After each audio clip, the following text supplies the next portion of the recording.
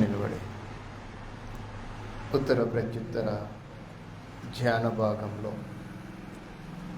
ఈ దిన భాగము 86వ కీర్తనలు 86 మొదటి నుండి చివరి వరకు మీరందరూ కలిసి వాక్య భాగాన్ని ధ్యానం చేద్దాం.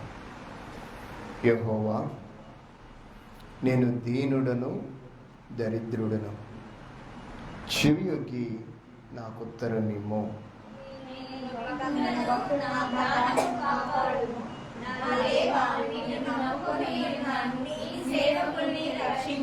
ప్రభువా, దినమెల్లా నీకు మొరపెట్టుచున్నాను, నన్ను కరుణించుము.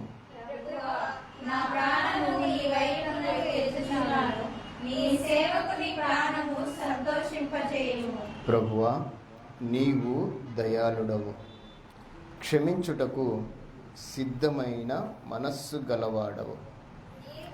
నీకు మొరపెట్టు వారందరి ఎడల కృపాతిశయములు గలవాడవు.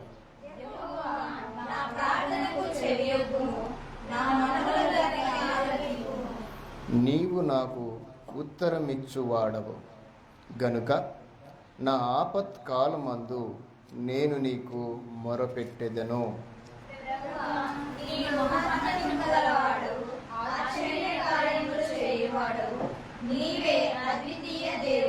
ప్రభువా, దేవతలలో నీ వంటి వాడు లేడు. నీ కార్యములకు సాటి అయిన కార్యములు లేవు.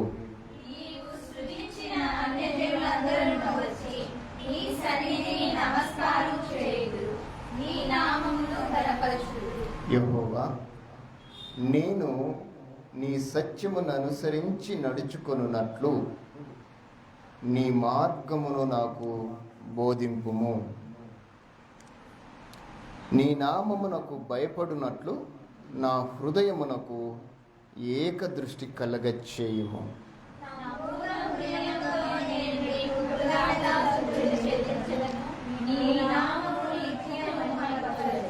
ప్రభువా, నా దేవా, నా ఎడల నువ్వు చూపిన కృప అధికమైనది.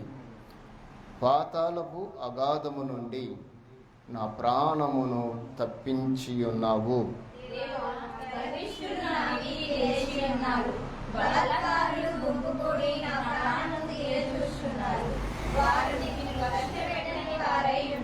ప్రభువా, నీవు దయా దాక్షిణ్యములు గల దేవుడవు, దీర్ఘశాంతుడవు, కృప సత్యముతో నిండినవాడవు.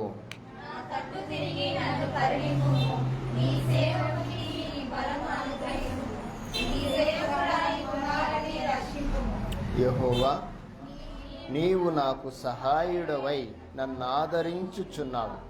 నా పగవారు చూచి సిగ్గుపడినట్లు శుభకరమైన ఆనవాలు నాకు కనపరచుము. అందరం కూర్చుందాం.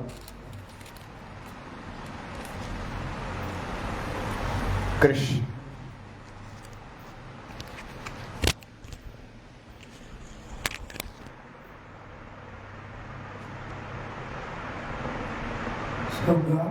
So God corrected him in his own image. In the image of God correct him. Male and female he correct them. James 1:27. చేయి కలుపుచు మోజెస్వెంట నడుచుచు, చేయి కలుపుచు మోజెస్వెంట నడుచుచు, ఏకముగా కుడి విమోచన గీతం పాడుచు సైరిగా, ఏకముగా కుడి విమోచన గీతం పాడుచు సైరిగా, చేయి కలుపుచు మోజెస్వెంట నడుచుచు, చేయి కలుపుచు మోజెస్వెంట నడుచుచు. ఆరిన నేలపైన నీటి గోడల మధ్య లోతైన ఎర్ర సముద్రం దాటిరిగా, రక్షణ దాటిరిగా. ఆరిన నేలపైన నీటి గోడల మధ్య లోతైన ఎర్ర సముద్రం దాటిరిగా, రక్షణ దాటిరిగా. చేయి కలుపుచు మోజెస్వెంట నడుచుచు, చేయి మోజెస్ వెంట నడుచుచు కోడి పిల్ల మేక పిల్ల చెట్టులో గొర్రె పిల్ల పశువులు పక్షులు రక్షలు దాటిరిగా కోడి పిల్ల మేక పిల్ల చెట్టులో గొర్రె పిల్ల పశువులు పక్షులు రక్షలు దాటిరిగా చేయి కలుపుచు మోజెస్ వెంట నడుచుచు చేయి కలుపుచు మోజెస్ వెంట నడుచుచు ప్రజలు.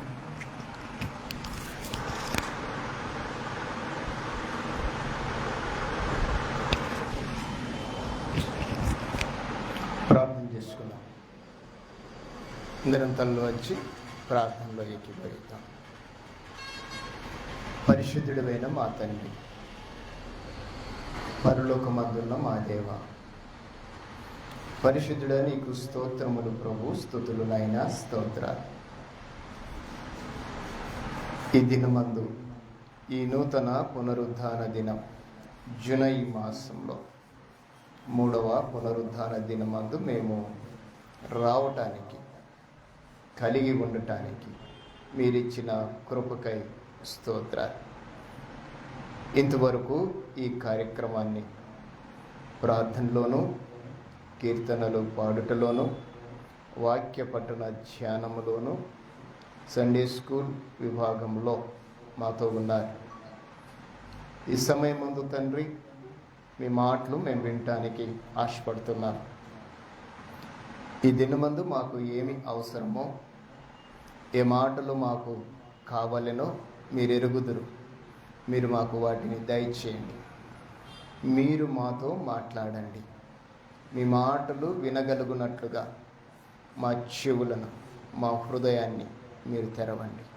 తెరవబడిన హృదయములు గలవారమై, వినగలిగిన చెవులు, గ్రహింపు కలిగిన మనస్సు మాకందరికీ దయచేయమని మమ్మలను మీ దయగలిగిన హస్తాలకు సమర్పించుకుంటూ యేసుక్రీస్తు నామములో ప్రార్థిస్తున్నాము తండ్రి, ఆమేన్. ముందుగా మన పరమ తండ్రి అయిన దేవాతి దేవునికి నా యొక్క స్తుతులు, స్తోత్రములు చెల్లిస్తూ ఉన్నాను.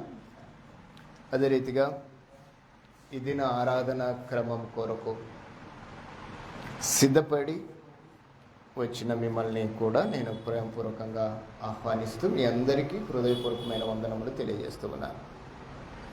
అందరికీ వందనాలమ్మా. నేను వందనాలు చెప్తే మీరేం చెప్పాలి? వందనాలు. ఎట్లా చెప్పాలి? నేను ఇట్లా చెప్పానా? మాట్లాడాను కదా. అంటే మనం కూడా వందనాలు చెప్పేటప్పుడు వందనములు అనే మాట పలుకుతూ చెప్పాలి.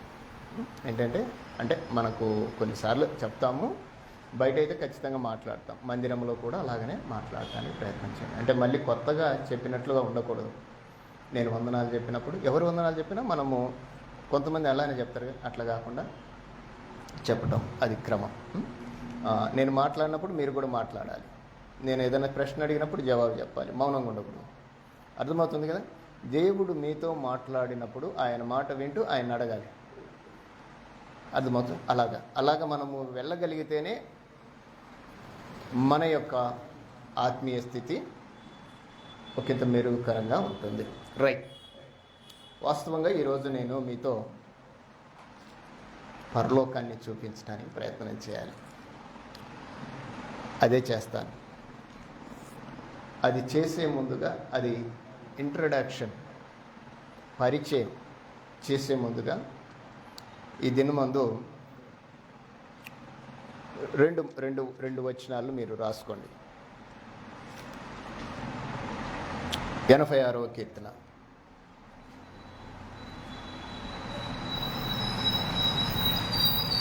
కీర్తన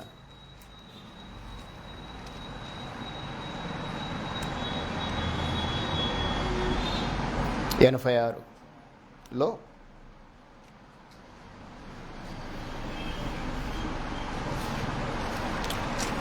ఈ కీర్తన అంతా చాలా ప్రాముఖ్యమైనదే. 2 కీవర్డ్స్ మీకు నేను చెప్తాను. 11వ వచనం,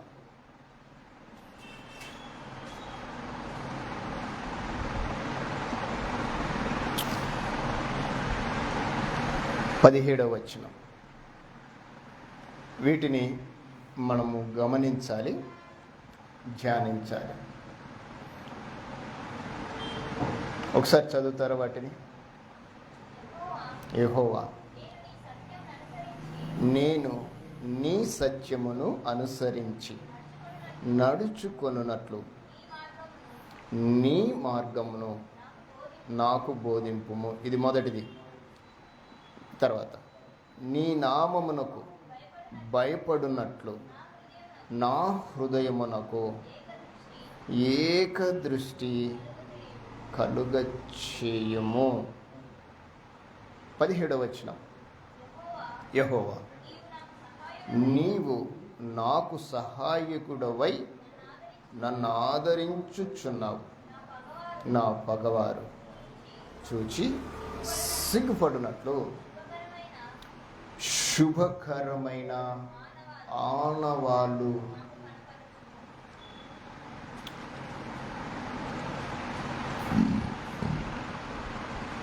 ఈ వచనాలను మీరు ఒకంత జాగ్రత్తగా ధ్యానం చేయండి.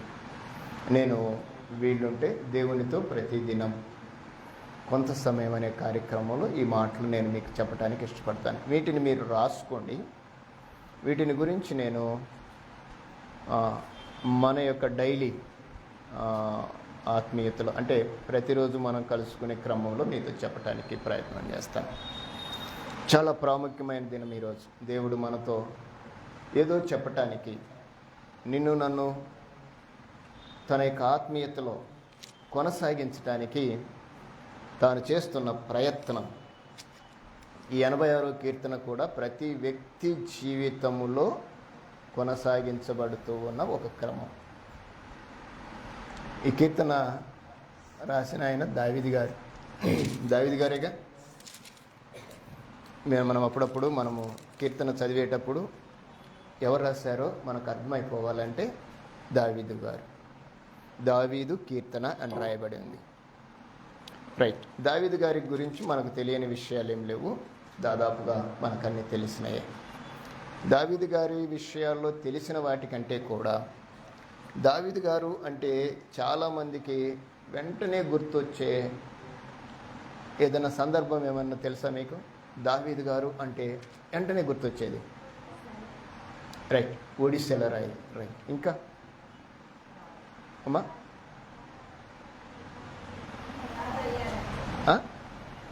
చెప్పండి. మహారాజు. రైట్. దావీదు గారు అంటుంటే మహారాజు. మహారాజు కాకముందు ఒడిస్సాల రాయి. ఇంకా ఇంకేమన్నా గుర్తుంటాయా? దావీదు గారు అంటే కొన్ని గుర్తు వచ్చేసేయాలి. అంటే గొర్రెల కాపరి. రైట్. గొర్రెల కాపరి, ఒడిస్సాలతో రాయితో యుద్ధం చేసినవాడు, రాజు అయినవాడు. ఇంకేమన్నా దావీదు గారి అనుభవాలు? దావీదు గారు ఈరోజు దేవుని పిల్లలకి ఒక మోడల్. ఇంకేమన్నా ఉన్నాయా దావీదు అనుభవాల్లో? అన్ని మంచి మంచి క్షణాలే దావీదు గారు చూసారా? మరేమన్నా ఉన్నాయా? దావీదు గారు చేసిన మంచి కాదు, కొంత చెడు కూడా. చూడకూడని దృశ్యం చూడటమే కాదు, చేయకూడనిది కూడా చేశాడు.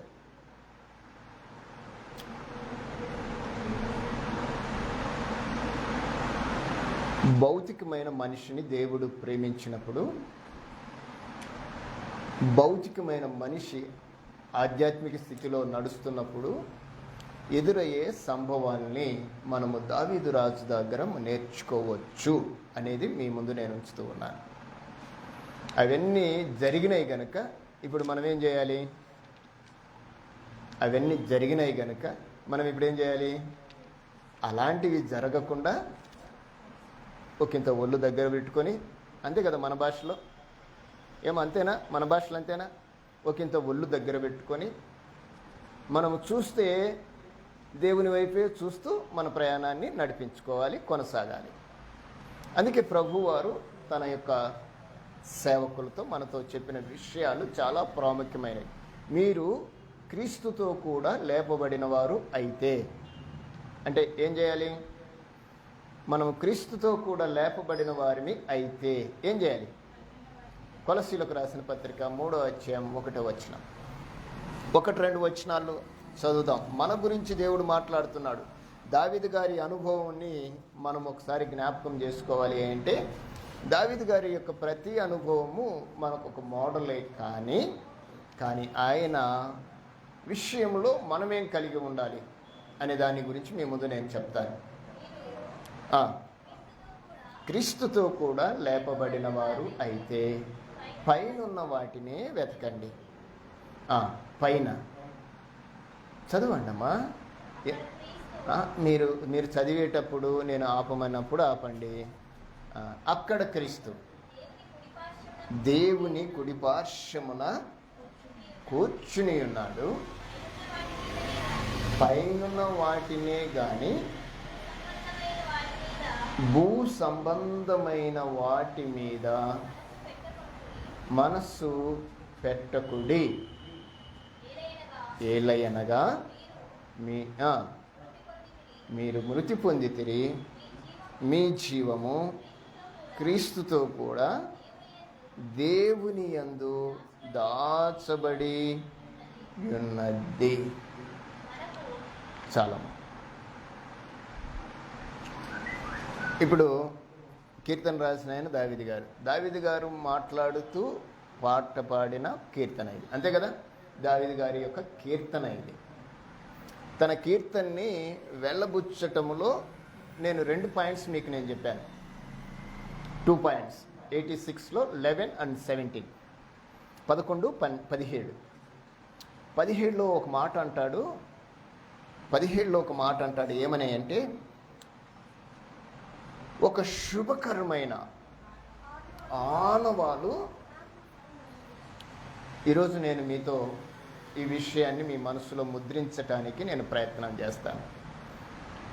దేవునితో మనము ప్రార్థించేటప్పుడు మన జీవిత పరిస్థితులు అన్నీ కూడా ఎప్పుడు సాఫీగా ఉండవు,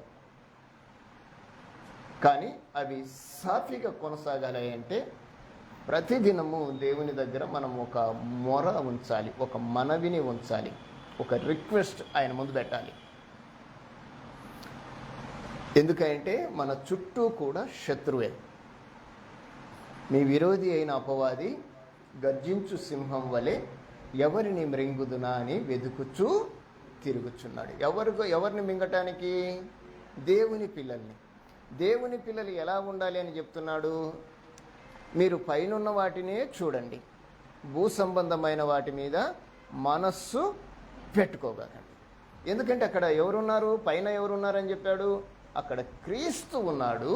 ఆ క్రీస్తులో ఏముంది అంటే నీ లైఫ్ ఉంది, నీ జీవం ఉంది.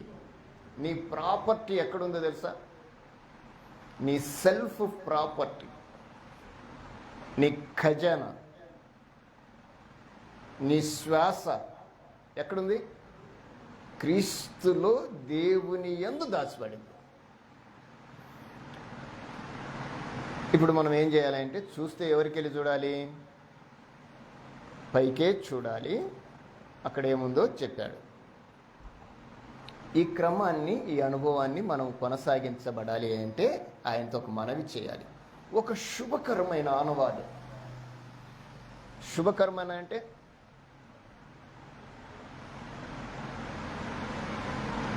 శుభదినము అంటాం. శుభం అంటే మంచి మంచి ఆనవాలు.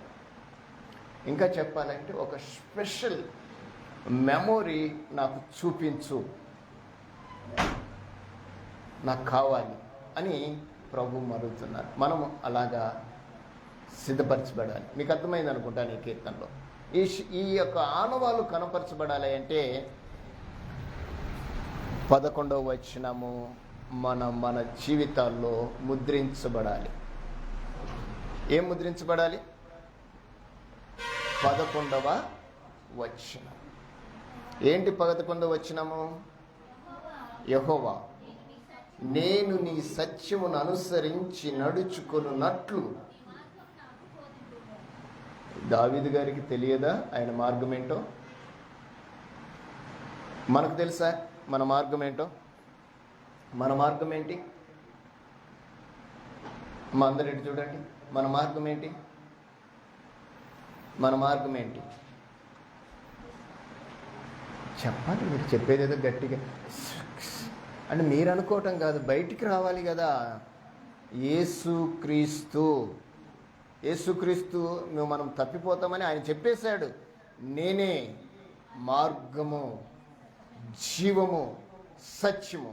మీకు మూడుని మీకు ఇప్పుడు పరిచయం చేస్తున్నా. మన జీవం ఎక్కడుంది? క్రీస్తులో దేవుని యందు దాచబడింది. ఎక్కడుంది అది? పరలోకంలో ఉంది.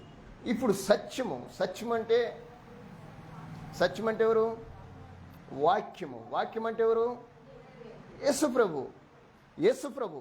ఆది యందు వాక్యం ఉండెను, వాక్యము దేవుని యొద్ద ఉండెను, వాక్యము దేవుడై ఉండెను, ఆ వాక్యము కృపా సత్య సంపూర్ణుడిగా మన మధ్య నివసించెను. ఆయనే ప్రభు అయిన యేసుక్రీస్తు. యేసుక్రీస్తు దగ్గర ఏముంది? మార్గం ఆయనే, మన రూట్ ఆయనే, మన వే ఆయనే. తర్వాత మార్గము, సత్యము, జీవము. ఇవన్నీ యేసు ప్రభు ఏమన్నాడంటే నేనే అన్నాడు. నీకు అర్థమవటానికి చెప్తున్నాను. యేసు ప్రభు అంటే ఏంటంటే యేసు ప్రభు మార్గము, సత్యము, జీవం. ఇప్పుడు కీర్తనకారుడు ఏమంటున్నాడంటే నేను నీ సత్యమును అనుసరించి, దేన్ని అనుసరించి? నేను నిన్ను అనుసరించి నడుచుకున్నట్లు, నిన్ను వెంబడించినట్లు నీ మార్గము నాకు బోధించు. ప్రియులారా, మీరు గమనించండి, ఎంతమంది ఇలాగ అడుగుతున్నారు. ఒక రాజు, ఒకప్పుడు కాపరి,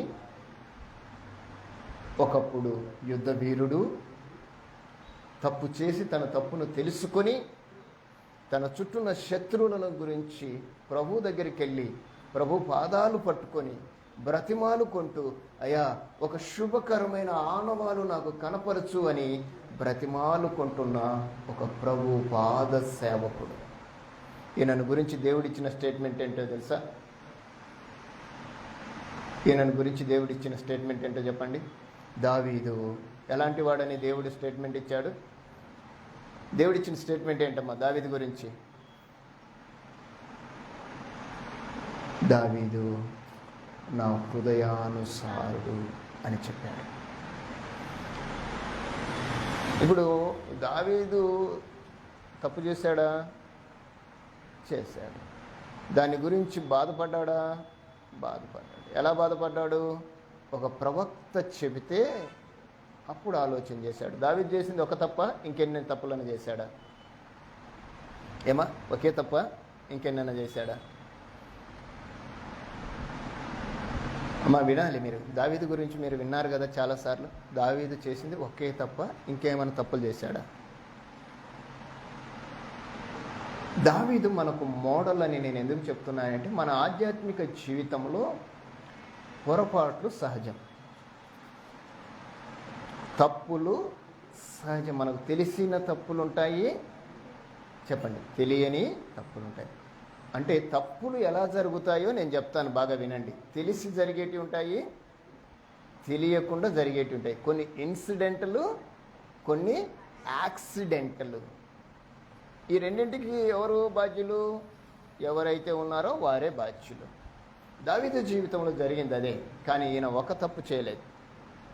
ఒక తప్పు చేసి అది తప్పని తెలిసినా దాన్ని కప్పించటానికి తప్పు మీద తప్పు, తప్పు మీద తప్పు చేశాడు. అందుకే ఆ ప్రవక్త ఏమన్నాడంటే నీకు దేవుడు అంత స్థితి ఇస్తే నువ్వు తప్పు చేశావు, తప్పు చేయటానికి, ఆ తప్పును కప్పిపుచ్చటానికి ఒక నిర్దోషిని నువ్వు చంపావు. ప్లాన్ అంతా అయిందేగా. ఎవరిది? దావీదు గారిదే కదా. దావీదు ఎంత తప్పు చేసి దాన్ని కవర్ చేయడానికి ప్రయత్నం చేశాడో. తప్పు ఎప్పుడైనా కవర్ అవుతుందా? ఏమా కవర్ అవుతుందా? మనం ఎంత కవర్ చేసినా ఆ కవర్ చేయడానికి ఇంకొక తప్పు చేయాలి. ఆ కవర్ చేసిన దాన్ని మళ్ళీ కప్పటానికి ఇంకొక, ఎంత కప్పినా తప్పు ఒకరోజు పండుతుంది. ఇది దావీదు జీవితంలో నేటికి కొనసాగుతుంది. ఇటు చూడండి, నాకెళ్ళి ఇప్పటికీ కూడా దావీదు జరిగించిన క్రమాన్ని బట్టి నేటికి ఆ వంశానికి, ఆ దేశానికి తరతరములు యుద్ధములే. ఎప్పుడన్నా ఆలోచన చేశారా? తరతరములు ఆ దేశానికి ఏముందట? నీ కుటుంబము, నీ సంతతికి ఏముంటాయి అని చెప్పాడు? యుద్ధాలే. కానీ ఆ యుద్ధాల వెనక ఎవరుంటానన్నాడు? నేనుంటానన్నా. మనకు ఒక సమస్య, ఒక ఆలోచన రావచ్చు, యుద్ధాలు పెట్టడం ఎందుకు, నిలబడటం ఎందుకు? యుద్ధాలు జరిగించే ప్రతిసారి సమస్య పుట్టిన దానికి పరిష్కారము మరొకరు చేయకుండా ఒక జాగ్రత్త పడటానికి, మీకు అర్థమవటానికి చెప్తున్నాను. దావీదును అలాగ జరిగించాడంటే, అలాగ చూపించాడంటే, నేటి దినాల్లో క్రైస్తవులుగా మనము అవి చేయకుండా ఉండటానికి. ధర్మశాస్త్రం మనకు పాపం అంటే ఏంటో చెప్పింది, కానీ క్రొత్త నిబంధన మనకేం చెప్పింది అంటే ఆ ఆలోచనే తప్పు అని చెప్తుంది. అప్పుడు చేస్తే పాపం. ఇప్పుడు క్రొత్త నిబంధన ఎంత శ్రేష్టమైందని చెప్పడానికి ఒకే ఒక మాట ఏంటంటే ఆలోచన.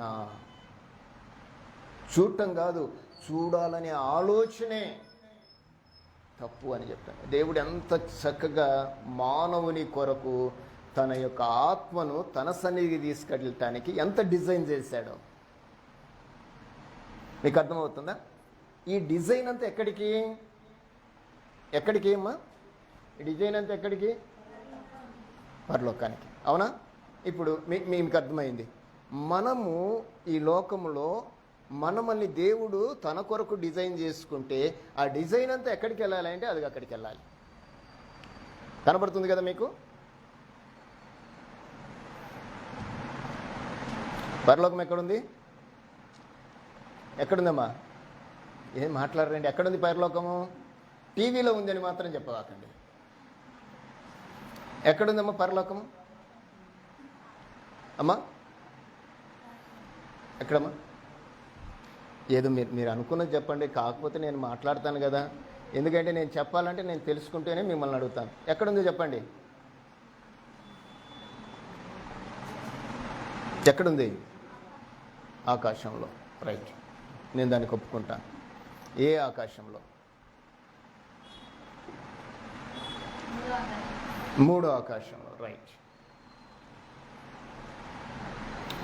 నీకు నేను పరలోకాన్ని గురించి చెప్పాలంటే సృష్టిని గురించి కూడా చెప్పాలి, మీకు అర్థం అవటానికి. ఎందుకంటే మీరు సైన్స్ చదివి ఉంటారు నాకు తెలిసి. సైన్స్గా సోషల్, జియాలజీ, జియోగ్రఫీ అంటాము. రైట్. మీకు కొన్ని విషయాలు నేను చెప్తాను. దేవుడు ఈ భూమిని చేయకమనుకో,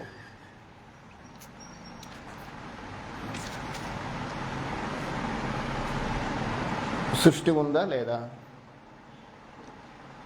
ఆది యందు దేవుడు భూమి ఆకాశములను సృజించెను. అంటే ఆదిలో ఏమున్నాయి? ఆదిలో దేవుడు భూమి ఆకాశములను, మీరు కొంచెం చాలా తెలుగును కొంచెం జాగ్రత్తగా ట్రాన్స్లేషన్ చేసుకోవాలి, అంటే తర్జుమా చేసుకోవాలి. ఆకాశమును సృజించను అన్లే, భూమి ఆకాశములను సృజించను. భూమి ఉంది, ఆకాశము ఉంది. మనకు తెలిసినది ఏంటంటే పైన ఆకాశం తెలుసు, ఇక్కడ భూమి తెలుసు. ఇంకా మనకు తెలిస్తే దేవుని పిల్లలకి పాతాళము కూడా తెలుసు. భూమి ఎక్కడ ఉంది అంటే చదువుకున్న వాళ్ళని ఏమంటాము? శూన్యములో వేలాడ తీయబడింది. శూన్యములో ఉంది భూమి, గుర్తుపెట్టుకోండి. ఎక్కడుంది భూమి? శూన్యంలో. భూమిని కొందరు దాన్ని గురించి ఆలోచన చేస్తూ భూమిని కొలవటానికి, ఒకసారి నన్ను విమర్శిస్తావా? భూమిని కొలవటానికి ప్రయత్నం చేశారు. దేన్ని కొలవటానికి? భూమిని కొలవటానికి. అంటే దేవుడు సృష్టించిన ఈ సృష్టిని కొలవటానికి కొందరు ప్రయత్నం చేశారు. కూర్చోండి. ప్రయత్నం చేస్తే దాన్ని ఏ విధంగా మీరు రాసుకోగలిగితే చాలా మంచిది. నేను ఒక్కింత మీకు ఇవ్వటానికి నేను ప్రయత్నం చేస్తాను. కొలవటానికి ప్రయత్నం చేశారు. కొలవటానికి ప్రయత్నం చేస్తే అంటే ఈ సృష్టి ఎంత పెద్దదో మీకు చెప్పటానికి నేను ప్రయత్నం చేస్తాను. అంటే దేవుడు సృష్టించిన సృష్టి ఎంత పెద్దదో మీకు చెప్తాను. కొలవటానికి ప్రయత్నం చేస్తే దీన్ని కొలవాలి అంటే దేంతో కొలవాలి? కిలోమీటర్ల ప్రకారం. కొలత అదే కదా, కిలోమీటర్ల ప్రకారమే కొనాలి. అయితే దీన్ని కొలవటానికి వారు ఆలోచన చేసింది అంటే దీన్ని కొలవాలి అంటే కాంతి వేగంతో కొలవాలి అనుకున్నారు. కాంతి వేగం, కాంతి ఎంత వేగంగా ప్రయాణిస్తుందో ఆ వేగముతో ఈ భూమిని అంటే ఇప్పుడు సూర్యకిరణాలు పడతాయి. ఈ సూర్యకిరణాలు కాంతి వేగం అంటే అదే కదా, వెలుగును బట్టి కొలవటానికి ప్రయత్నం చేశారు. ఈ వెలుగును బట్టి కొలవటానికి ప్రయత్నం చేస్తే అమ్మ మీరు వినాలి, ఎవరికైనా చెప్పాలి. ఒక సెకండ్కి కాంతి వేగం ఎంతో తెలుసా? ఒక సెకండ్కి కాంతి వేగము ఎంత? క్రిష్ లిజన్ హియర్, ఇది నీకు ఖచ్చితంగా ఉపయోగపడుతుంది. చాలా మంచి ఇది. ఒక సెకండ్కి కాంతి వేగం ఎంత తెలిసిన అంటే కొలతను కొలవటానికి ఈ సృష్టిని ఎంత పెద్దదో మీకు చెప్పడానికి నేను ప్రయత్నం చేస్తున్నాను. సృష్టి ఎంత పెద్దదో ఎవరైనా కొలిసారా దీన్ని? ఒక ఆయన అన్నాడు, నేను ఎక్కడికి వెళ్ళి దాక్కోవాలన్నా నువ్వు అక్కడ ఉన్నావు అన్నాడు. అంటే సృష్టి పెద్దదైతే దేవుడు ఎంత గొప్పవాడో తెలిసిపోవాలి. ఇప్పుడు దేవుని గురించి నువ్వు తెలుసుకోవాలి అంటే ఆయన చేసిన సృష్టి ఏంటో నీకు తెలియాలి. నేను ముందు మీకు సృష్టిని చూపించి తర్వాత మరికొన్ని విషయాలు మీ ముందు ఉంచుతాను. అలాంటప్పుడు కన్నా మనకు పరలోకం అర్థం కాదు. పరలోకం అర్థం కావాలంటే పరిచయం అర్థం కావాలి. ఇప్పుడు మీకు చెప్పింది ఏంటంటే మనము దేవుని పిల్లలమైతే ఎక్కడికి చూడాలన్నాడు ఆయన? పైకే చూడమన్నాడు. పైన అంటే ఏముంది అంటే పరలోకం ఉంది అంతే. దరిద్రుడైన లాజరు ఎక్కడికి వెళ్ళాడు? పైకి వెళ్ళిపోయాడు. అవునా? యేసుక్రీస్తు ఎక్కడికి వెళ్ళాడు? పైకి ఆరోహణం అయిపోయాడు. ఏలియా ఎక్కడికి వెళ్ళిపోయాడు? పైకి వెళ్ళిపోయాడు. అవునా కదా? ఇవన్నీ మనం చూస్తున్నాం. పైకి వెళ్ళే అనుభవం.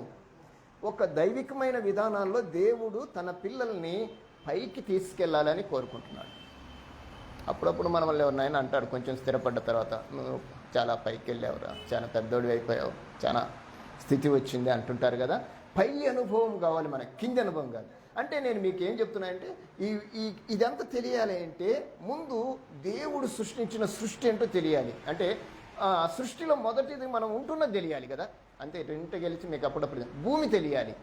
ఈ భూమిని కొలవటానికి ఒక వ్యక్తి ప్రయత్నం చేస్తూ చెప్పిన మాట ఏంటంటే కాంతి వేగంతో కొలవటానికి ప్రయత్నం చేస్తే ఒక సెకనుకు కాంతి వేగము ఎంత కిలోమీటర్లు ప్రయాణం చేస్తుందో తెలుసా? ఏమా తెలుసా? చదివారా లేదా? చెప్పలేదా మీ సార్ వాళ్ళు? ఫోన్లు చేసి అడగండి ఎందుకు మాకు చెప్పలేదని. చెప్పింటారు కానీ మీరు మర్చిపోయింటారు కూడా. గుర్తుపెట్టుకోండి, మీ సార్ వాళ్ళ మీద మీరు నింద వేయటం మాత్రం మరి తప్పు. వాళ్ళు చెప్పింటారు మనకు అవసరం లేదనుకోనిట, కానీ దేవుడు మీకు అవసరమని మరలా చెప్తున్నాడు. ఇప్పుడేం తెలుసుకుంటారని. ఎన్ని కిలోమీటర్లు తెలిసిన?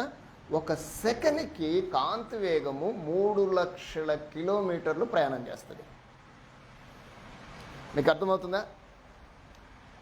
బస్సు వేగం ఎంత? ఇప్పుడు 40 కిలోమీటర్లే ప్రయాణం చేయాలి కదా ఇప్పుడు బస్సులు, గవర్నమెంట్ బస్సులు. మన బండి వేగం ఎంత? 50 కిలోమీటర్ల దగ్గర గ్రీన్ మార్క్ ఉంటుంది. మీరు చూడండి, స్పీడ్ మీటర్లో గ్రీను, ఎల్లో, రెడ్ ఉంటుంది. గ్రీన్ ఎంతవరకు ఉంటుంది అంటే 50 వరకు ఉంటుంది. రెడ్ ఎంతవరకు ఉంటుంది అంటే 90 to 100 వరకు ఉంటుంది. ఎల్లో.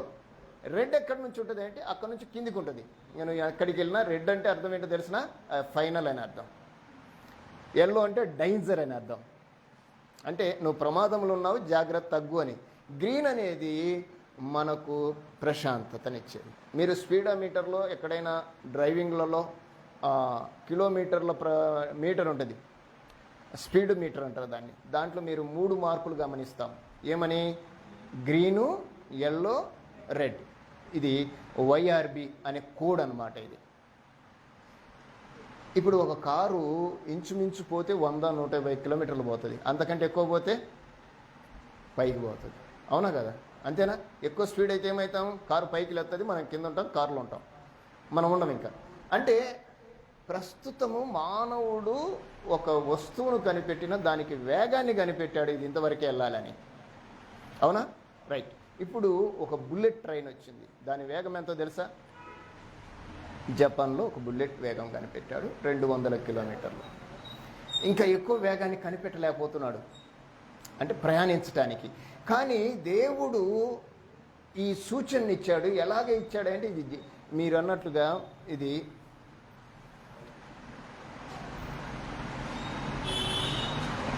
ఒక సెకనుకి కాంతి వేగము 3 లక్షల కిలోమీటర్లు ప్రయాణం చేస్తుంది. ఒక సెకనుకి 3 లక్షల కిలోమీటర్లు ప్రయాణం చేస్తే ఒక నిమిషానికి 1,80,000 కిలోమీటర్లు. అవునా? ఒక నిమిషానికి కాంతి వేగం ఎంత?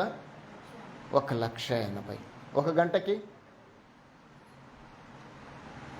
క్యాలిక్యులేషన్ తెలియాలి, మనకు లెక్కలు తెలియాలి కదా, ఇప్పుడు మ్యాథ్స్ తెలియాలి. ఒక గంటకి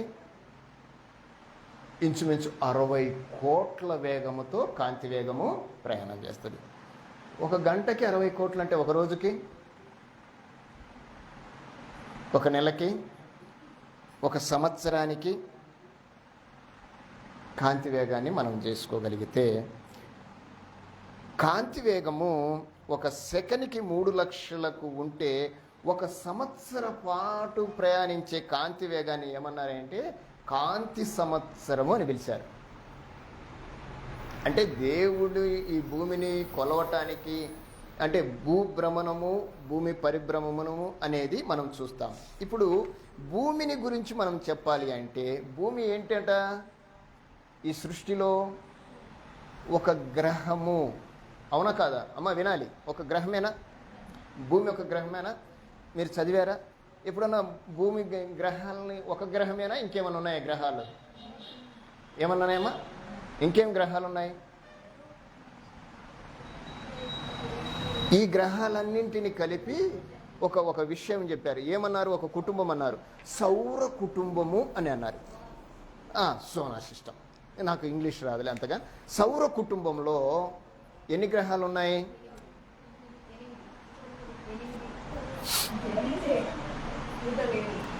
ఏమా? ప్లూటో లేదంటావా? అంటే ఫస్ట్లో చెప్పిన వాళ్ళు తప్పు అని చెప్తుంది ఈమె. ప్లూటో లేదని మీరు ఎలా చెప్పగలరు? అంతరించిపోయిందా? ఒక్క క్షణం ఆగు. ఇప్పుడు నేను నీకు చెప్పేదాన్ని బట్టి చెప్తాను, మీరు ఒక్క నిమిషం గమనించండి. ప్లూటో ఉందో లేదో మీరే డిసైడ్ అవుతారు, నేను చెప్తాను. ఎందుకంటే ఈ మధ్యకాలంలో కొంతమంది అది లేదు అంటే నమ్మేసేస్తున్నాం మనం. పిల్లలకు అదే చెప్తుంటారు వీళ్ళు, టీచర్లు. అవునా కాదా? ఇప్పుడు ఒకటి లేదు అని చెప్పాలి అంటే దాన్ని గూర్చిన నిర్ధారణ రావాలి. నేను ఇప్పుడు కాంతి వేగాన్ని, భూమిని నువ్వు కొలవటానికి ఒక కాంతి సంవత్సరము పట్టే కాలం ఎంత అంటే 1 సంవత్సరం. భూమిని కొలవటానికి దాన్ని ఒక సెకనుకు 30 లక్షల చొప్పున కాంతి వేగంతో నువ్వు కొలిస్తే, ఏ వేగంతో? నీ వేగం కాదు, మన వేగం కాదు, కాంతి వేగంతో కొలిస్తే 1 సంవత్సరానికి దానిని గురించి మాట్లాడిన మాట ఏంటంటే కాంతి 1 సంవత్సర ప్రయాణాన్ని ఏమన్నారంటే కాంతి సంవత్సరం అన్నాడు. దేని గురించి? భూమిని గురించి. అయ్యా ఇక్కడ ఏమైనా సెల్ వస్తుందా? ఎవరిది ఫోను? రైట్, సరే ఇటు చూడండి. మళ్ళీ నేను డిస్టర్బ్ అయిపోతాను, ఎందుకంటే ఇది మనకు కనపడు తర్వాత. ఇప్పుడు సౌర కుటుంబం మనకు తెలుసు. సౌర కుటుంబమే ఉందా ఈ విశ్వంలో? ఇంకా ఏమైనా ఉన్నాయా? ఏమా? ఒక సౌర కుటుంబమే ఉందా ఈ విశ్వంలో? విశ్వమంతటిలో ఒక సౌర కుటుంబమే ఉందా? ఇంకా ఉన్నాయా? ఇంకా ఉన్నాయా లేవా? ఉన్నాయా? రైట్. మీరు దీని మీద మనసు పెట్టండి. ఉన్నాయి అని చెప్తున్నారు. ఇప్పుడు నవగ్రహాలే కాకుండా దీని అంతటిని ఏమన్నారంటే, ఈ సౌర కుటుంబాన్ని, సూర్యుడు, నక్షత్రాలు, చంద్రుడు, వీటన్నింటిని ఏమన్నారంటే పాలపుంత అన్నారు. ఏమా? అర్థమవుతుందా? ఒక పాలపుంతలో ఇన్ని గ్రహాలు, నక్షత్రాలు ఇవి ఉంటే, ఇలాంటి పాలపుంతలు, all of you listen here, కొన్ని కోట్లు ఉన్నాయి. ఇప్పుడు చెప్పండి, ప్లూటో ఉందా లేదా? ఉందా లేదా? కొన్ని నేను చెప్పడానికి ప్రయత్నం చేస్తాను. ఈ విశ్వము అనంతం. అది ఎవరికి తెలుసు అంటే దేవునికి తెలుసు. ఈ విశ్వంలో మనకు ఇవ్వబడిన దీన్ని ఇలాగ మనం చూస్తాం. ఇలాగా ఉంటుంది. ఇక్కడ ఒకటి ఉంటుంది, ఇక్కడ ఒకటి ఉంటుంది, ఇక్కడ ఉంటుంది. మీకు అర్థం అవడానికి చెప్తున్నాను. ఈ గ్రహాలు ఇట్లా ఉంటాయి. అవును, ఇట్లానే కదా మనం సైన్స్ నేర్చుకుంది. సైన్స్ నేర్చుకోవటం కాదు, రియాలిటీ కూడా ఇదే. ఇది దీన్ని ఏమన్నామా అంటే దీన్ని సౌర కుటుంబం అన్నాము. వీటిలో నక్షత్రాలు ఉన్నాయి, అన్నీ ఉన్నాయి. దీన్ని ఏమన్నామా అంటే పాలపుంత. అర్థమైందా మీకు? ఇలాంటి పాలపుంతలో ఒక భాగములో ఇది భూమి. భూమి ఉంది, సూర్యుడు ఉన్నాడు, నక్షత్రాలు ఉన్నాయి, గ్రహాలు ఉన్నాయి, ఇవన్నీ ఉన్నాయి. ఇది ఒక కుటుంబం. దీన్ని సౌర కుటుంబం అన్నాము.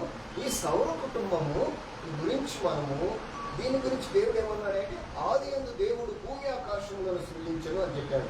అంటే ఆ అధ్యాయాన్ని యొక్క తర్జుమాలో మనం ఏం చూస్తున్నామంటే ఆకాశాన్ని చూస్తున్నాం. అంటే మనకు ఇవ్వబడిన ఆకాశం మాత్రమే. ఇలాంటివి కొన్ని కోట్లు ఉన్నాయంట. ఇది సృష్టి. అందుకే అనంత దేవుణ్ణి సృష్టికర్తను నువ్వు చూడాలనుకుంటే ముందు నీ భూమిని చూడు. ఇలాంటి సృష్టిని గురించి ఒక వ్యక్తి ఏమన్నాడంటే ఇది అనంత విశ్వము అయితే,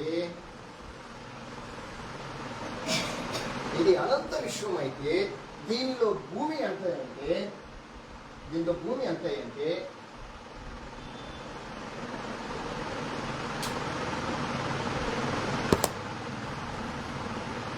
నీకు అర్థం అవడానికి చెప్తున్నాను.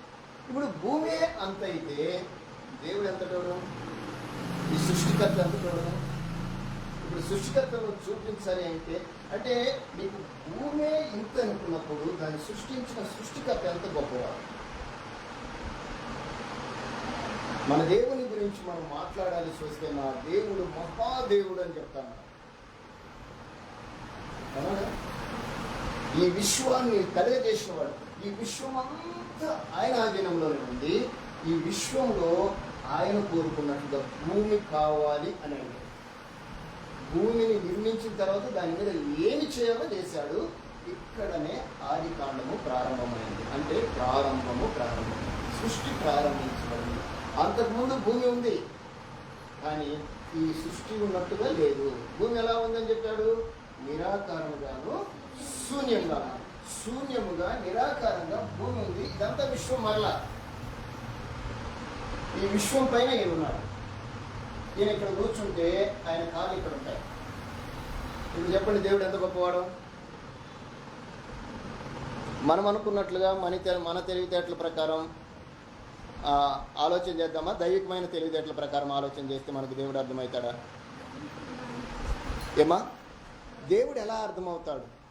దేవుణ్ణి మనము ఎలాగ అర్థం చేసుకోగలం? మనకు చేతనవుతుంది అంటారా? మనకు చేతనవుతుందా కాదా? నువ్వు దేవుణ్ణి అర్థం చేసుకోలేకపోతే దేవుని చూడలేం. అర్థమవుతుందిగా? నా మనసు ఏందో నీకు తెలియకపోతే నేనేంటో నీకు తెలియ. ఇప్పుడు దేవుని యొక్క మనస్సు ఏంటంటే ఈయనకు ఒక ఆలోచన వచ్చింది. ఈయన ఈ విశ్వంలో నిత్యము దేవదూతల గణముతో స్తుతించబడుతున్నాడు. ఎక్కడ? పరలోకంలో. మీరు 3వ ఆకాశమో 4వ ఆకాశమో తర్వాత విషయం, అది గ్రంథం చెప్పింది కాబట్టి దాన్ని మనం సపోర్ట్ చేద్దాం. ఈ విశ్వంలో 3వ ఆకాశం ఉంది. మొదటి ఆకాశం మనకు కనపడేది. కనపడని ఆకాశంలో మరొకటి ఉంది.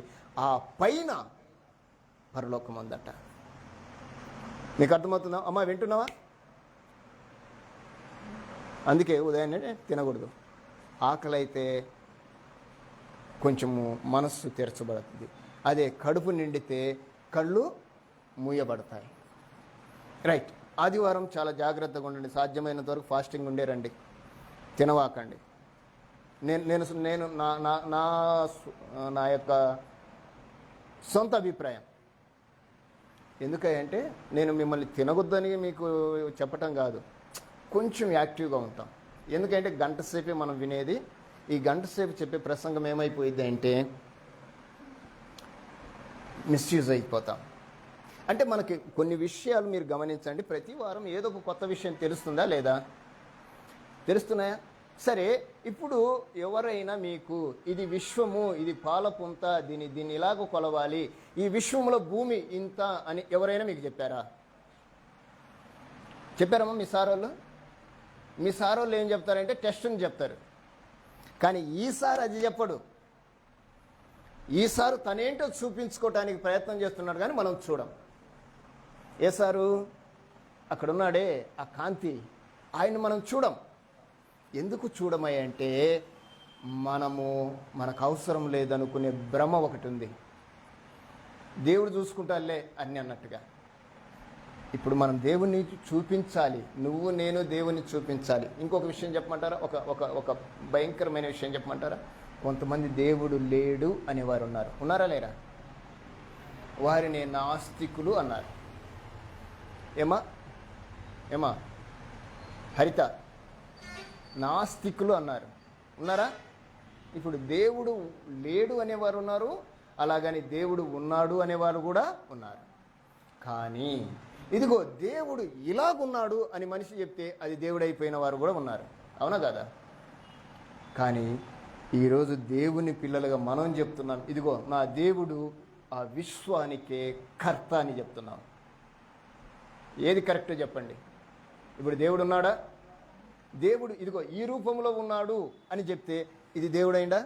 ఇప్పుడు మనిషి చెప్తే అవుతున్నాడా కాలేదా? మీరు మాట్లాడరేంటి? అవుతున్నాడా కావటం లేదా? ఒక ఆయన ఒక పాట పాడాడు, కృషి ఉంటే మనుషులు ఋషులు అవుతారు, తరతరాలకు చెరగని వెలుగవుతారు, ఇలవేల్పులు అవుతారు, అంటే దేవుళ్ళు అవుతారు. అంటే మనిషి చెబితే దేవుడైన వాళ్ళు ఉన్నారు, కానీ దేవుడే చెబుతున్న దాన్ని ఎవరు ఆలోచన చేయటం. మీకు అర్థమైంది ఇంతవరకన్నా? మాకు క్లియరా? అందులో గురించి ఏమన్నా డౌట్స్ ఉన్నాయా? మీరు డౌట్స్ లేవంటే గినా నేను ఒక మాట మిమ్మల్ని అడుగుతాను.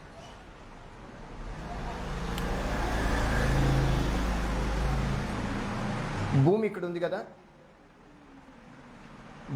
కదా, భూమికి చంద్రునికి మధ్య దూరం ఎంత తెలుసా మనకేమన్నా?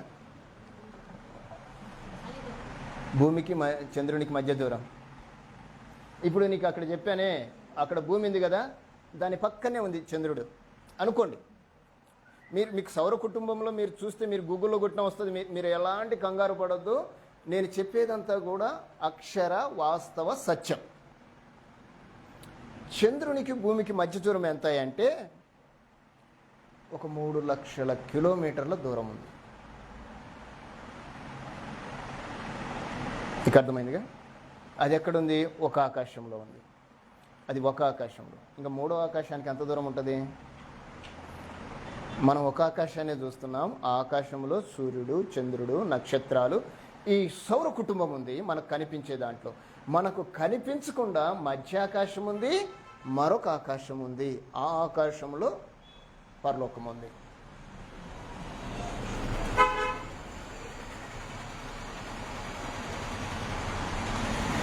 అర్థమైందమ్మా? ఉందంటారా లేదా? అంటే నేను చెప్పే మాట ఏంటంటే, ఈ పాలపుంతల నక్షత్రాలు ఉన్నాయే అమ్మా, వినండి అందరూ, ఈ పాలపుంత నక్షత్రాలు ఉన్నాయే అవన్నీ కూడా వాటి చుట్టూ తిరగటాన్నే కాంతి వేగం అని చెప్పాను కదా. ఈ అన్నీ జరగటానికి ఎంత గొప్పగా మనం ఒకసారి ఆలోచన చేస్తే, ఇవన్నీ వాటి కక్షల్లో వాటి స్థితిని దాటుకొని వెళ్ళటానికి ఎంత సమయం పడుతుంది అంటే, ఎంత కాలం పడుతుంది అంటే, ఇంచుమించు 1000 సంవత్సరాల కాలం పడుతుందట. వాటి కక్షలని వాటి విధానాల్ని అవన్నీ కూడా సిట్రేట్ చేసుకోవటానికి పట్టే కాలం ఎంత కాలము? 1000 సంవత్సరాలు. అంటే ఈ విశ్వాన్ని మనము ఒకవేళ కొనవాలి అంటే దాన్ని అంత స్పీడ్తో కొలిస్తే పట్టే కాలం ఎంత అంటే 1000 సంవత్సరాలు. ఇప్పుడు చెప్పండి, విశ్వం ఎంత పెద్దది అంటారు? ఏమా, విశ్వం ఎంత పెద్దది? మన మాటలకి అందనంత పెద్దది. ఇప్పుడు విశ్వము కంటే పెద్దది ఏందయ్య అంటే పరలోకం. అర్థమవుతుంది తల్లి? ఈ సృష్టి కంటే పెద్దది ఏందయ్య ఉందయ్య అంటే పరలోకం. భారతదేశ జనాభా ఎంత ఇప్పుడు? ఎంతమ్మా అమ్మా? భారతదేశ జనాభా ఎంతమ్మా? నువ్వు పెద్దవనింపల్లి జనాభా చెప్పవాకు. ఎందుకంటే ఆమె పెద్దవనింపల్లిలో డ్యూటీ చేస్తుంది కాబట్టి ఆమె పరిధి ఎంతవరకు? పెద్దవనింపల్లి వరకే. మనం కూడా అంతే. మన పరిధి ఎంతవరకు చెప్పమంటారా? మన పరిధి ఎంతవరకు చెప్పమంటారా? మీ ఇంట్లో ఎంతమంది అంటే తక్కువ 5 మంది అని చెప్తాం. ఓకేనా? రైట్. మీ అన్నదమ్ములు అక్క చెల్లెలు మొత్తం ఎంతమంది అంటే అప్పుడు లెక్కేస్తాం. తెలుసా మనకి మన ఫ్యామిలీ ఎంతమందో? ఏమా మీరు గుండె మీద చేసుకొని చెప్పండి, నా ఫ్యామిలీలో ఇంతమంది ఉన్నారు, టోటల్గా ఇంతమంది మంది చెప్పండి. ఉన్నా తెలుసా మనకు? మా ఉదయం తెలుసు అంటుంది. చాలా సంతోషం అమ్మ. రైట్. ఇంకొక మాట చెప్తాను. మన ఫ్యామిలీ లెక్కేస్తే తెలుస్తుంది. ఇప్పుడు మీ సంఘంలో ఎంతమంది ఉన్నారన్నా మనకు లెక్క తెలుస్తుంది. మన ఫ్యామిలీ ఎంతమంది ఉన్నారో తెలుస్తుంది. మన ఇంట్లో ఎంతమంది ఉన్నారో తెలుస్తుంది. ఇంకొక మాట నేను మిమ్మల్ని అడుగుతాను. మన ఇంట్లో ఎంతమంది ఉన్నారో తెలుస్తుంది, మన ఫ్యామిలీ ఎంతమందో తెలుస్తుంది. అలాగనే మన సంఘంలో, ఎందుకంటే దీన్ని తీసుకొస్తున్నా, తెలుస్తుంది. ఇంకొక మాట మిమ్మల్ని నేను అడుగుతాను. మన ఊర్లో ఎంతమంది ఉన్నారు తెలియదు. మండలంలో ఎంతమంది ఉన్నారు? జిల్లాలో ఎంతమంది ఉన్నారు? స్టేట్లో ఎంతమంది ఉన్నారు? తెలియదు. సరే, ఇప్పుడు మిమ్మల్ని అడుగుతున్నాను, స్టేట్లు కాకుండా భారతదేశపు జనాభా ఎంతమంది అంటే ఒక 150 కోట్లకు పైగా ఉన్నారు. అవునా కాదా? ఒక భారతదేశ జనాభా. ఇంకా ప్రపంచ జనాభా మిలియన్లో ఉన్నారు. 8.3 బిలియన్స్. 8.3 అంటే అన్ని లక్షల కోట్ల మంది జనాభా ఉన్నారు. ఎక్కడున్నారు వీళ్ళంతా? ఎక్కడున్నారు వీళ్ళంతా? ప్రపంచంలో, ఈ విశ్వంలో. అంటే ఈ విశ్వంలో ఎక్కడ ఉన్నారు? మరలా మీ కాడికి వస్తున్నాను. ఎక్కడున్నారు?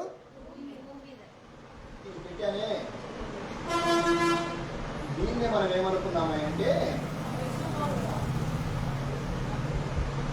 ఎంతమంది అమ్మా? 8.3 బిలియన్స్ ఇక్కడ ఉన్నారు. మరి ఇది ఒక పాయింట్ అనుకోండి. పరలోకం ఎంతో నేను చెప్పలేను, నాకు తెలియదు, ఆయన మాకు చూపించలేదు. కానీ అక్కడ ఎవరున్నారంటే కొన్ని కోట్ల ఘనము కలిగిన, కొన్ని కోట్లు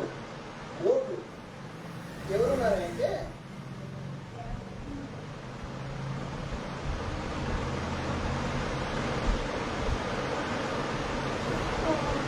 దేవదూతల గణం ఉంది. ఒక సైన్యం ఉంది ఆయనకి. ఎక్కడుంది? పరలోకంలో. ఇప్పుడు భూమి మీద ఉండబడిన అంత జనాన్ని ఆయన అనుకుంటే ఏం చేయగలడో చెప్పండి. ఇలా అంటే మాయమైపోము మనము. ఇప్పుడు తెలిసిందా భూమి ఎంతదో? మనకంటే భూమి చాలా పెద్దదని చెప్తాం మనం చెప్తే, అంతేనా? కానీ ఒకంత దైవికంగా లేకుంటే మనం అనుకున్నట్లుగా మన పుస్తకాల ప్రకారం జియాలజీ కదమ్మా, జియాలజీ కాదు, జియోగ్రఫీ ప్రకారం మనం గిన ఆలోచన చేయగలిగితే భూమి ఎంతో తెలుస్తుంది. ఇప్పుడు ఈ భూమిని ఎంతో తెలిసింది అంటే దేవుడు ఎంతో తెలుస్తుంది. దేవుడు ఏదో తెలిస్తే దేవుడు సృష్టించిన సృష్టి ఏంటో తెలుస్తుంది. దేవుడు సృష్టించిన సృష్టిని గురించి దేవుడు మొట్టమొదటగా ప్రస్తావించింది ఏంటంటే ఆది యందు దేవుడు భూమిని ఆకాశాన్ని సృజించెను. భూమి అదే అయితే ఆకాశాలు ఉన్నాయి, వాటిల్లో పైన పరలోకం ఉంది. ఇప్పుడు దేవుడు ఉండే స్థలం ఎంత పెద్దది ఉంటుంది? ఇప్పుడు దీని మీద ఎంతమంది ఉన్నారు? భూమి మీద. అంటే ఈ సృష్టిలో భూమిని ఒకవేళ చూపించాల్సి వస్తే ఒక ఆయన చెప్పాడు, ఇదిగో అంత వైశాల్యంలో ఈ సృష్టి ఉంటే, ఈ విశ్వం ఉంటే, అందులో భూమి ఒక చిన్న డాట్ అయితే ఆ డాట్ను లేకుంటే ఆ విశ్వాన్ని పరిపాలిస్తున్న దేవుడు ఎంత పెద్దవాడు, ఎంత గొప్పవాడు. ఎలా చెప్పగలం దేవుణ్ణి? ఏమని వర్ణించగలం ఆయన? ఉందా మన కాడ వర్ణన ఆయన గురించి? కానీ ఈయన ఒక మాట చెప్పాడు. మీరు ఎప్పుడన్నా బైబిల్లో మీరు తారసపడితే ఆలోచించి అది పాయింట్ చేసుకోండి. మనమల్నంట దేవదూతల కంటే చెప్పండి కొంచెం తగ్గించాడు. కొంచెం అంట, అదేంటో నాకు తెలియదు. ఒకవేళ అదిగిన చెప్తే మనం కూడా దేవదూతలమే. కొంచెం తగ్గడానికి కారణం ఏంటంటే ఒకప్పుడు దేవుడు దూతల కంటే గొప్పగా చేశాడు మనల్ని. కానీ మనం ఏమైపోయామంటే ఆ కొంచాన్ని తగ్గించుకున్నాం. ఇప్పుడు దేవుడు ఏమంటున్నాడంటే నువ్వు దేవదూతల్ని పరిపాలన చేయాలి. మీకు అర్థమవటానికి చెప్తున్నా. నా దృష్టిలో మీరు రాజులు, యాజకులు, పరిశుద్ధులు, నా ప్రజలు ఎంతమంది ఉన్నారు ఇప్పుడు భూమి మీద? ఆయన ప్రజలు 8.3 లక్షల బిలియన్ల మంది జనం ఉన్నారు. అయితే అందరూ ఆయన నమ్మలేదు. అందరు నమ్మిన వాళ్ళు లేరు దీంట్లో. అందరికీ ఈ జ్ఞానం లేదు. అందరికీ దేవుని గురించిన ఆలోచన లేదు. అయితే దేవుడు ఈరోజు నీతో నాతో అంటున్నాడు, నేను మిమ్మల్ని పరలోకానికి తీసుకెళ్తాను. పరలోకానికి తీసుకెళ్ళేది ఎవరు? మనల్ని ఎవరమ్మా? పరలోకానికి తీసుకెళ్ళేది ఎవరు? ఎవరు తీసుకెళ్ళేది? ఏం మాట్లాడరు? ఎవరమ్మా? మీరు దేవుడు అని చెప్పేసి దాటే కాకండి. తీసుకెళ్ళేట ఆయన ఎవరు కన్ఫర్మ్ చేశారు బైబిల్లో. ఎవరు తీసుకెళ్ళేది పరలోకానికి? దేవదూతల? ఆ దేవుడు ఎవరు? యేసుక్రీస్తు. ఎక్కడ కాంప్రమైజ్ కాకండి. ఇప్పుడు మనము సత్య సంఘంలో ఉండి కూడా డౌట్ వస్తే, అంటే నా మాటలు మిమ్మల్ని డౌట్ పెడుతున్నాయేమో నాకు తెలియదు, కానీ సత్య సంఘంలో ఉండబడిన మనము క్లియర్గా ఉండాలి. దేవుడే మనల్ని తీసుకెళ్తాడు.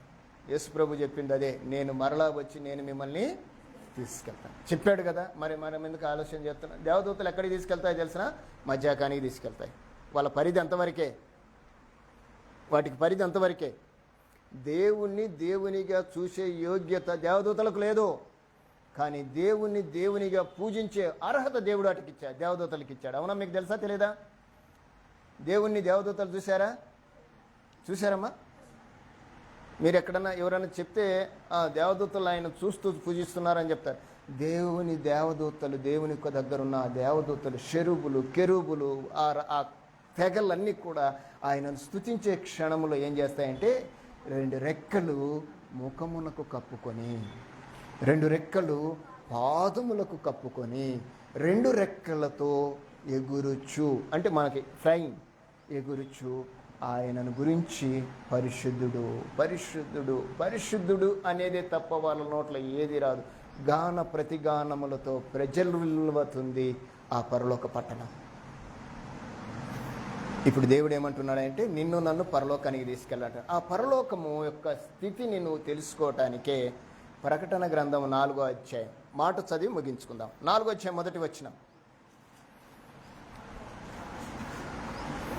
వచ్చే వారం దాన్ని మనం విందాం.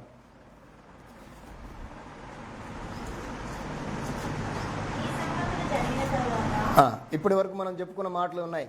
ఈ సంగతులు జరిగిన తర్వాత నేను చూడగా అదిగో పరలోకమందు మరియు నేను మొదట వినిన స్వరము దూరధ్వని వలె నాతో మాట్లాడగా వింటిని. ఆ మాట్లాడినవాడు ఎక్కిరము, ఇక మీదట జరగవలసిన వాటిని నీకు కనపరచెదను,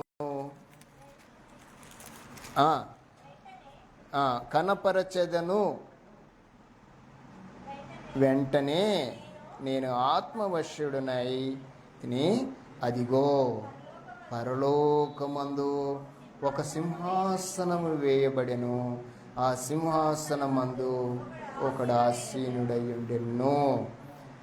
ఆసీనుడైన వాడు సూర్య దృష్టికి సూర్యకాంత పద్మరాగములను పోరినవాడు, మరకతము వలె ప్రకాశించు మేఘధనస్సు సింహాసనమును.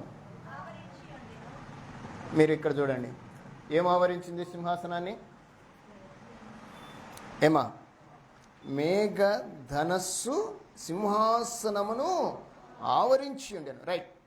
పరలోకాన్ని గురించి తర్వాత చాలా చెప్తాను, మీకు చాలా ఉన్నాయి ఈ పుస్తకంలో పరలోకం గురించి చూపిస్తున్నాను. మీకు ఒక ప్రైవేట్ పిక్చర్ అన్నమాట ఇది, ఒక డిజైన్ పిక్చర్. ఒక వ్యక్తి ఇలాగ చేసి ఇలా చూపించాడు. పరలోకము ఎంత పెద్దదో ఇప్పుడు టీవీలో ఉన్నంత కాదు. ఇప్పుడు అక్కడంతా మనకు ఏ కలర్ కనపడుతుంది? అక్కడ గోల్డిష్. అందుకే ఆయన అన్నాడు, పరలోకం ఎలాగ కట్టాడు అంటే బంగారంతో కట్టాడంట. మన కాడున్న బంగారం కాదు, అది దేవుడి దగ్గర ఉన్న బంగారం.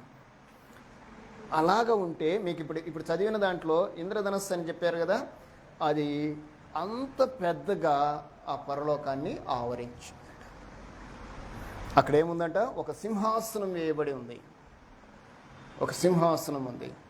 ఆ సింహాసనం మీద ఒక ఆయన ఆసీనుడై ఉన్నాడు. ఆయన ఎలా ఉన్నాడు, ఆయన విధానం ఏంటి, ఆయన యొక్క స్థితి ఏంటి అనేది వచ్చే వారం మనము ధ్యానం చేద్దాం. మీరు వచ్చే వారము ప్రకటన గ్రంథం 4వ అధ్యాయం చదువుకొని రండి. ఆ చదువుకునే ముందుగా 86వ కీర్తన 11, 17 ఏమని అడిగాడు ఆయన?